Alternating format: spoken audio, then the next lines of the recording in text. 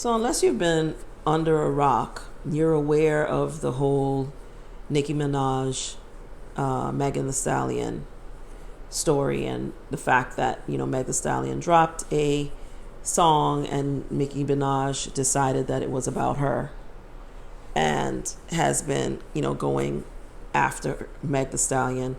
And I'm not going to get into the details of that because I think everybody knows about it. But it just kind of made me think a lot about how much sometimes Black women can victimize each other in ways that are often more damaging than when it happens at the hands of somebody else.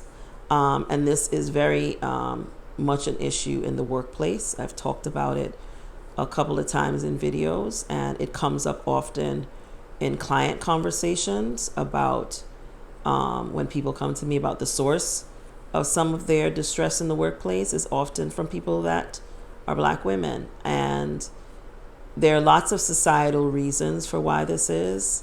And there's a lot of internalized trauma that is at the root of this. But I think it's really important for us as Black women to check our own selves. I think we hold each other up to higher standards than we often hold others.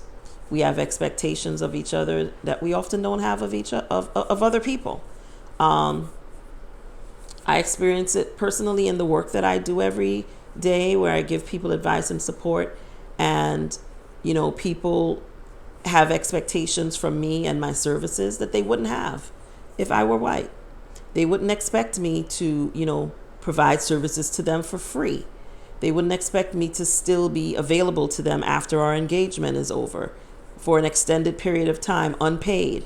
They wouldn't have all these expectations of me that they wouldn't have these expectations of someone that didn't look like me.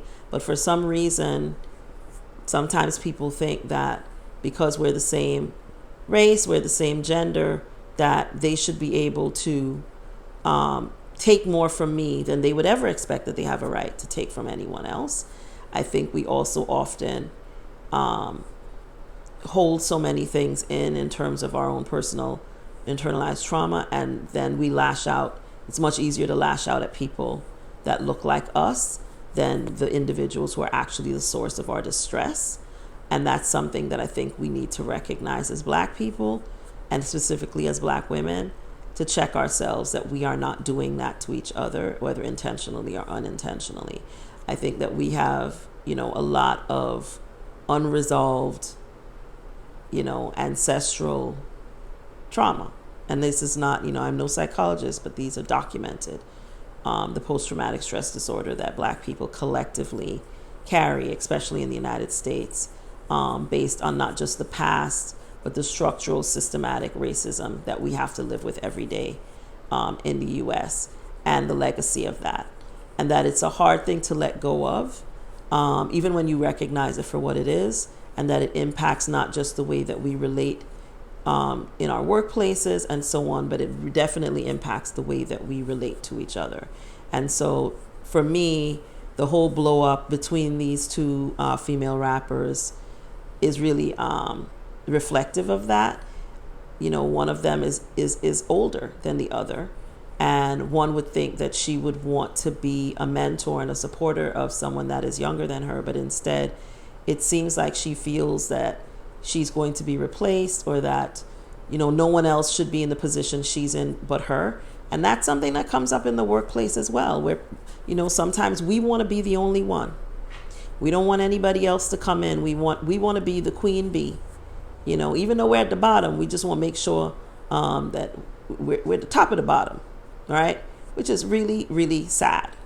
But there are a lot of us who really function in that way in the workplace. And so if we see anyone that we think is competent, that might make us, show us up a little bit, or might know more things than us or be more qualified than us, then we lead the charge to go after that person. And we really need to do better collectively in terms of how we treat each other and how we relate to each other. So for me, watching this all unfold is kind of sad. And I really hope that the lesson that some of us take away from this is to be a little bit introspective and think about, well, am I doing this in my own life, at work or otherwise, to someone else that looks like me, or to anyone, but especially to another Black woman. I really want us to be more intentional and thoughtful about how we interact and how we treat each other at work and elsewhere, so that we are giving each other the same level of respect that we say that we want back at work and everywhere else. So I hope that this has been helpful and has given some of us something to think about. This is Anne Marie, the Anti-HR HR Lady. HR is not your enemy, but they're definitely not your friend, but I am. And I'll see you in the next video. Bye.